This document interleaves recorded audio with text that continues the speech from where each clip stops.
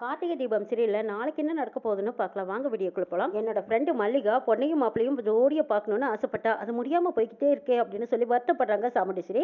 அம்மா ஏமா வருத்தப்படுற? நிச்சயதார்த்தமும் பந்தக்கால் ஃபங்க்ஷன் தானே முடிஞ்சிருக்கு, இன்னும் கல்யாணம் இருக்குல்ல, அப்போ பொண்ணு மாப்பிளையும் பார்த்து அவங்க ஆசீர்வாதம் பண்ணலாமலங்கிறாங்க துர்கா. ராஜா சாமுண்டீஸ்வரி கிட்ட சொல்றாங்க, ஈஸ்வரி நான் ஒன்று சொன்னா நீ தப்பா எடுத்துக்காதேங்கிறாங்க. சொல்லுங்க என்ன சொல்லுங்கன்னு கேட்குறாங்க சாமுண்டீஸ்வரி. டாக்டர் அம்மா தான் வந்து பொண்ணையும் மாப்பிளையும் பார்க்க முடியல, பொண்ணு மாப்பிளையும் அழைச்சிக்கிட்டு போய் நம்ம அவங்கக்கிட்ட காட்டிட்டு வந்தா என்னன்னு கேட்குறாங்க ராஜா. இவங்களை அங்கே கூட்டிட்டு போய் காட்டுறது சரியா இருக்குமான்னு சாமுண்டீஸ்வரி கேட்குறாங்க.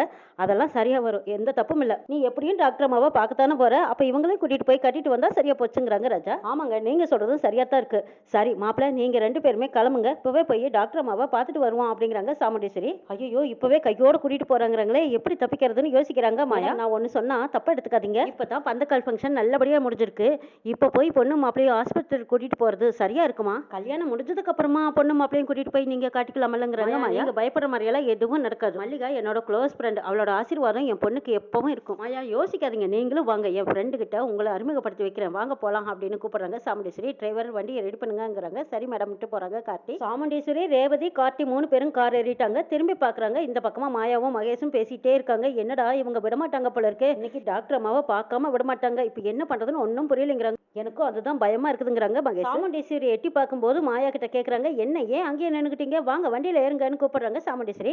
இல்லைங்க நாங்கள் இந்த மாதிரி பெரிய கார்ல எல்லாம் வந்ததில்ல, நாங்கள் வேணா ஆட்டோவில் வரட்டுமா அப்படின்னு கேட்குறாங்க மாயா. அதெல்லாம் ஒன்றும் வேண்டாம், நீங்கள் சாமுண்டீஸ்வரியோட சொந்தக்காரங்க, நீங்கள் காரில் தான் வரணும், வந்து காரில் இறங்க வாங்கன்னு கூப்பிட்டதும் சரின்ட்டு மாயாவும் மகேஷும் தட்டி முடிக்க முடியாமல் காரில் வந்து உட்காந்துக்கிறாங்க. வந்ததுமே எல்லாரும் முன்னாடி போகிறாங்க. இந்த பக்கமாக மகேஷும் மாயாவும் போச்சு இன்னைக்கு நல்ல வசமாக மாட்டிக்கிட்டோம், நம்ம வண்டவாளம் எல்லாம் தண்டவாளம் மேற போகும். சாமுண்டீஸ்வரி சரியான பொம்பளை ரவுடி, அந்த அம்மா கிட்ட இந்த அம்மா போட்டு கொடுத்தது நம்ம வசமாக மாட்டிக்குவோம், நாமளே வசமாக வந்து இப்படி மாட்டிக்கிட்டோமேங்கிறாங்க மகேஷ். ஆமாம் எல்லாமே நம்ம கையை மீறி போச்சே, எப்படியோ டாக்டர் அம்மா கிட்ட இருந்து தப்பிச்சோன்னு நினச்சோம், ஆனால் இப்போ தானே வந்து பார்க்க முடியாது போச்சு. ரேவதி திரும்பி பார்க்குறாங்க, மகேஷும் மாயாவும் பேசிட்டு இருக்கிறத பார்த்துட்டு ஏன் அங்கேயே நின்றுட்டீங்க, வாங்க டாக்டர் அம்மாவை பார்த்துட்டு வரலான்னு கூப்பிடுறாங்க ரேவதி. இதோ வரோம் அப்படின்னு சொல்லிட்டு மாயாவா மகேஷும் நடுங்கிட்டே உள்ள வராங்க. வந்ததும் கார்த்தி அங்கே போய் ரிசப்ஷனில் கேட்குறாங்க, டாக்டர் மல்லிகாங்கிறவங்க ஆக்சிடென்ட் ஆகியிருக்காங்களே, அவங்க எந்த ரூமில் இருக்காங்கன்னு கேட்கும்போது 3வது ரூம்லங்கிறாங்க. சரி வாங்க 3வது ரூமில் போய் பார்க்கலான்னு எல்லாரும் அங்கே போகிறாங்க. ரேவதி திரும்பி பார்க்கும்போது மாயாவும் மகேஷும் அப்படியே அசந்து வந்துட்டு இருக்காங்க. ஏன் இவ்வளோ மெதுவாக வரீங்க, வேகமாக வாங்கன்னு கூப்பிடுறாங்க. வரோம் முன்னாடி போங்க அப்படின்னு சொல்லிட்டு மாயாவும் மகேஷும் மறுபடியும் 2 எட்டி எச்சா வைக்கிறாங்க. 3வது ரூமுக்கு பக்கமாக வந்ததும் கதவை திறக்கிறாங்க. அங்கேருந்து ஒரு நர்ஸ் வெளியில் வராங்க. யார் பார்க்கணும்னு கேட்குறாங்க. டாக்டர் மல்லிகாவை பார்க்கணும், நான் அவங்க ஃப்ரெண்டு தான், சாமுண்டீஸ்வரின்னு சொல்லுங்கிறாங்க. தப்பா எடுத்துக்காதீங்க, அவங்கள டாக்டர் நல்லா ரெஸ்ட் எடுக்க சொல்லியிருக்காங்க, இப்போ யாரையும் பார்க்க முடியாதுங்க, நான் அவங்க ஃப்ரெண்டு தான், 2 நிமிஷம் பார்த்ததும் கிளம்பிடுறோம், சாமுண்டீஸ்வரி வந்திருக்கேன்னு மட்டும் போய் சொல்லுங்கிறாங்க. சரி இருங்க நான் அவங்கள கேட்டுட்டு வரேன்னு சொல்லிட்டு நர்ஸ் போய் மல்லிகா டாக்டர் கிட்ட கேட்குறாங்க. மகேஷ் மாயா கிட்ட குஸ்குஸ்னு சொல்றாங்க, எனக்கு இப்பவே வயிற்று கலக்குது, டாக்டர் அம்மா நம்மளை பார்த்தாங்கன்னா என்ன சொல்லுவாங்களோ ஏது சொல்லுவாங்களோன்னு எனக்கு பயமா இருக்குதுங்கிறாங்க. டேய் நீ வேற என்ன டென்ஷன் ஆக்காதடா, அதே மாதிரி தான் டென்ஷனாவே இருக்கு, வயிற்றுல கை காலெல்லாம் உதறுது தெரியுமா, நாமளே இப்படி வந்து வசமா மாட்டிக்கிட்டோமே, என்ன நடக்க போதோ தெரியல போ அப்படிங்கிறாங்க மாயா. சாமுண்டீஸ்வரி ரேவதி கார்த்தி 3 பேரும் உள்ள போறாங்க. போனதுமே பார்த்ததும் சாமுண்டீஸ்வரி அதிர்ச்சியோடு அப்படியே நிற்கிறாங்க. ரேவதியும் பார்த்துட்டு அதிர்ச்சியில் நிற்கிறாங்க. மாயா மகேஷ் 2 பேருமே ஐயோ இந்த அம்மா பார்த்தா என்ன நடக்க போதோ அப்படின்னு மெல்ல திரும்பி பார்க்குறாங்க. அங்கே கண்ணு கட்டு போட்டு வந்திருக்காங்க மல்லிகா மேடம். அதை பார்த்ததும் மாயாவுக்கும் மகேஷ்க்கும் அளவில்லாத சந்தோஷம். அப்பாடா எப்படி இப்போ தப்பிச்சாச்சுன்னு நினைக்கிறாங்க. சாமுண்டீஸ்வரி போனதுமே என்ன மல்லிகா என்ன நடந்துச்சு, எங்கள் வீட்டுக்கு ஃபங்க்ஷனுக்கு வரேன்னு சொன்னேன், இப்போ என்னடானா ஹாஸ்பிட்டல் இருக்கிற ஏன் என்னதான் நடந்ததுன்னு கேட்குறாங்க சாமுண்டீஸ்வரி. ஆமாம் சாமுண்டீஸ்வரி உங்கள் வீட்டு ஃபங்க்ஷனுக்கு வரலன்னு தான் வந்துட்டு இருந்த, வர்ற வழியில் ஆக்சிடென்ட் ஆயிடுச்சு, மரத்தில் மோதிட்டேன் கார் அப்படிங்கிறாங்க. கார் கண்ணாடி உடஞ்சு அதனோட துகளெல்லாம் கண்ணில் ஏறிடுச்சு, டாக்டர் 1 மாசத்துக்கு கட்டு போட்டிருக்கணும், அது வரைக்கும் ரெஸ்டா இருக்கணும்னு சொல்லிட்டாங்கிறாங்க. உன்னை இப்படி பாக்குறதுக்கு எனக்கு ரொம்ப கஷ்டமா இருக்குதுங்கிறாங்க சாமுண்டீஸ்வரி. அதுவும் என்னோட வீட்டு ஃபங்க்ஷனுக்கு வரும்போது இப்படி நடந்துருச்சேன்னு எனக்கு கவலையா இருக்குதுங்கிறாங்க. ஐயோ ஏன் இப்படி எல்லாம் யோசிக்கிறேன், ஏதோ நடக்கணும்னு நடந்துருச்சு விட்டுருக்கிறாங்க மல்லிகா. கண்ணு சரியாக இருக்கு 1 மாசம் ஆகுமா அப்படின்னு ரேவதி பதறி போய் கேட்குறாங்க. என்ன ரேவதி குரல் மாதிரி இருக்கு, ரேவதிமா கூட்டிட்டு வந்தேன்னு கேட்குறாங்க மல்லிகா. ரேவதி கூடவே மாப்பிளையும் கூட்டிட்டு வந்திருக்கேங்கிறாங்க. சாமுண்டீஸ்வரி எதுக்கு இவங்களை எல்லாத்தையும் ஹாஸ்பிட்டல் கூட்டிட்டு வந்தேன்னு கேட்குறாங்க மல்லிகா. இவங்களை பார்க்கணும்னு நீ தானே ஆசைப்பட்ட, உனக்கு இப்படி ஆகும்னு நான் கொஞ்சம் கூட எதிர்பார்க்கல, பார்க்கணும்னு ஆசைப்பட்டது என்னமோ உண்மைதான், ஆனா அதுக்காக ஹாஸ்பிட்டலுக்கு எல்லாமா கூட்டிட்டு வருவேன்னு கேட்குறாங்க மல்லிகா. இல்ல ஃபங்க்ஷனை வச்சுக்கிட்டு நீ ஹாஸ்பிட்டலுக்கு வந்திருக்க தேவையே இல்லை, அதனால தான் இந்த ஆக்சிடென்ட்டை நான் உங்ககிட்ட சொல்லவே இல்லை, எப்படியோ நீயே தெரிஞ்சுக்கிட்டு இங்க வந்துட்டேன், நீ வந்தது மட்டும் இல்லாம அவங்களையும் ஏன் தேவையில்லாம கஷ்டப்படுத்துறேன்னு கேட்குறாங்க மல்லிகா. தேவையில்லைனால சொல்ல முடியாது, உன்னோட ஆசீர்வாதம் இவங்களுக்கு கண்டிப்பாக வேணும், அதனால தான் உன்னை பார்க்கறக்காக நேராக கூட்டிகிட்டு வந்தேங்கிறாங்க. சரி ஆசீர்வாதம் பண்ணணும்னா என்னால் முடியாது, நான் எப்படி இவங்களை பார்த்து ஆசீர்வாதம் பண்ணுவேங்கிறாங்க மல்லிகா. கண்ணில் தானே கட்டு போட்டிருக்கு, ஆசீர்வாதம் பண்ணுனா தப்பில்லை, ரேவதி நீ ஆசீர்வாதம் வாங்கிக்கோ அப்படிங்கிறாங்க.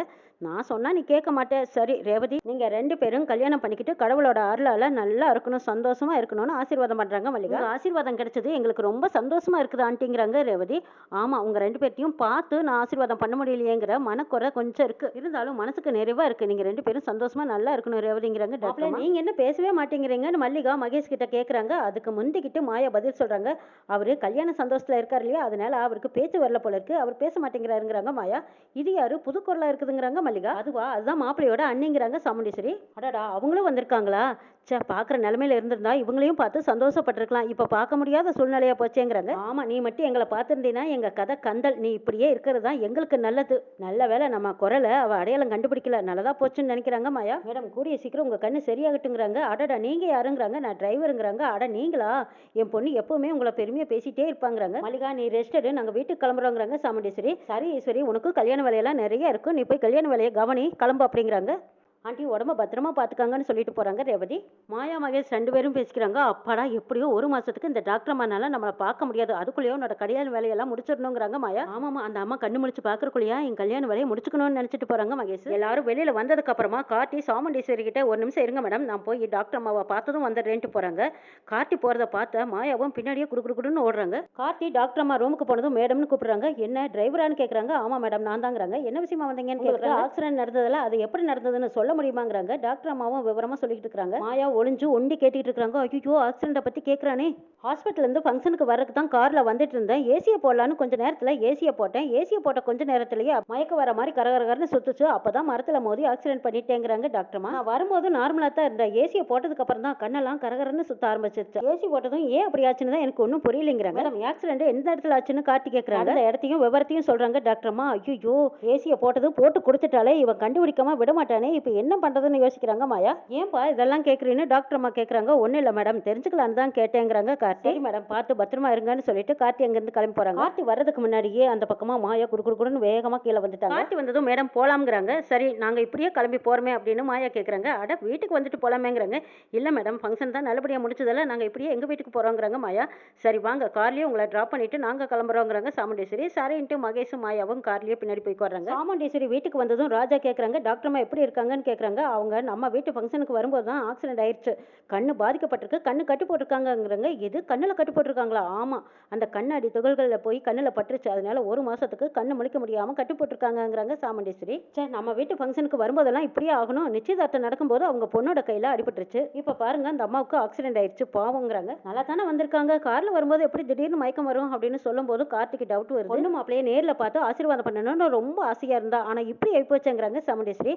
அம்மா கவலைப்படாதீங்க, கூடிய சீக்கிரமே அவங்களுக்கு கண்ணு சரியாக எங்க 2 பேர்த்தையும் ஆசீர்வாதம் பண்ணுவாங்கன்னு சொல்றாங்க ரேவதி. டாக்டர் ஆண்டி ரொம்ப நல்லவங்க, அவங்களுக்கு சீக்கிரமா கண்ணு குணமாயிடுவாங்கிறாங்க. ஆமாமா, நீங்க அதையே நினைச்சு வருத்தப்படாதீங்க, உங்க உடம்புக்கு ஏதாவது ஆயிடு போதுங்கிறாங்க துர்கா. கார்த்தி சாமுண்டீஸ்வரி கிட்ட எனக்கு வெளியில கொஞ்சம் வேலை இருக்கு, நான் போய் பார்த்துட்டு வந்துடுறேங்கிறாங்க. சாமுண்டீஸ்வரியும் சரிங்கிறாங்க. கார்த்தி டாக்டர் அம்மாவுக்கு ஆக்சிடென்ட் ஆன இடத்துக்கு போறாங்க. மாயா குறுக்க மறுக்க நடந்துட்டு இருக்காங்க. மகேஷ் வந்து என்ன யோசிக்கிறேன்னு கேக்குறாங்க. அந்த டிரைவர் டாக்டர் அம்மா கிட்ட போய் ஆக்சிடென்ட் ஆன இடம் எது என்ன ஏதுன்னு விவரம் கேட்டுட்டு இருந்தாங்கிறாங்க. அதை நானும் கவனிச்சிட்டேங்கிறாங்க மாயா. அதனால நமக்கு என்னன்னு கேக்குறாங்க. மயக்கமானது எதனாலன்னு கண்டுபிடிச்சிட்டானா நம்மளுக்கு தான் பிரச்சனை, அதனால நான் உடனே போய் அந்த ஸ்ப்ரே எடுத்துட்டு வந்துடுறேங்கிறாங்க மாயா.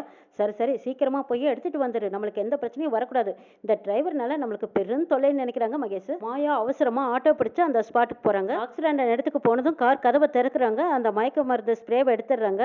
அப்பாடா, எப்படி இதனால தானே கண்டுபிடிப்பாங்க, இதையே நம்ம கையில எடுத்தாச்சு, இனி யாருனாலையும் கண்டுபிடிக்க முடியாதுன்னு நினைக்கிறாங்க. அந்த பக்கம் திரும்பி பார்க்குறாங்க. கார்த்தியோட கார் வருது. அநேகமா அந்த கார்த்தி டிரைவர் பையனா தான் இருக்கும். அவன் வரதுக்குள்ளேயே நம்ம ஓடி ஒளிஞ்சுக்கணும்னு அந்த ஸ்ப்ரேவையும் எடுத்துக்கிட்டு அந்த பக்கமா ஓடி மாயா ஒளிஞ்சுக்கிறாங்க. கார்த்தி கார் விட்டு இறங்கி வந்து 4 மூலையும் சுத்தி சுத்தி பாக்குறாங்க. நீ என்ன தேடினாலும் கிடைக்காதுடா, அந்த ஸ்ப்ரே தான் என் கையில இருக்குல்ல, உன்னால எதனால எப்படி ஆச்சுன்னு கண்டுபிடிக்கவே முடியாது, எல்லாம் எனக்கு மட்டும் தான் தெரியும் அப்படிங்கிற மாதிரி மாயா பார்த்துட்டு இருக்காங்க. ஏதோ ஒரு இடத்துல கார்த்திக் நில மாயா சிக்கியிருப்பாங்க. இருந்தாலும் கார்த்திக் காட்டிக்காம அங்கங்க சுத்தி பார்த்துட்டு போய்கிட்டு இருக்காங்க. வசமா மாட்ட போற மாயாவை பின் தொடர்ந்து கார்த்தி பார்த்தாங்கன்னா தான் இவங்களோட வண்டவாளத்தை எல்லாம் தண்டவாளம் ஏற்றுவாங்க கார்த்தி. தில்லாலங்கடி வேலைகளை கண்டுபிடிச்சு மகேஷ்க்கும் மாயாவுக்கும் சரியான தண்டனை கொடுப்பாங்க கார்த்தி. என்ன நடக்குதுன்னு நாளை பார்க்கலாம்.